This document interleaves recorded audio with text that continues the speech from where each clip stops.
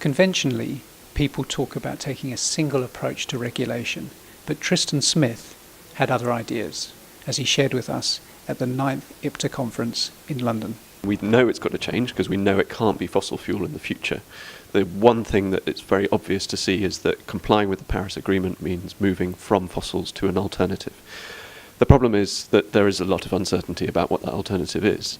In some cases it may be electrification, and there's already very significant uptake of electrification batteries and hybrid as being solutions applied to ships. In other cases it might be an alternative liquid or gaseous fuel, and we immediately discount LNG as being anything more than a short-term transition fuel, because liquid natural gas is just another fossil fuel.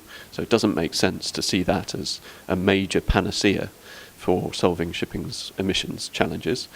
But that moves you on to some of the synthetic and sustainable biofuels. And we spend a lot of time testing whether we think hydrogen could be a realistic alternative, ammonia, derivatives of hydrogen and ammonia that could be more convenient ways of storing the fuel when it's on board the ship.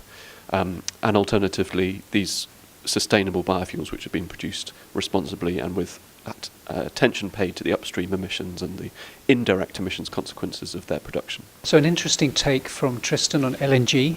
Equally interesting will be to see whether industry embraces his alternative approach to adopting new regulations in the future.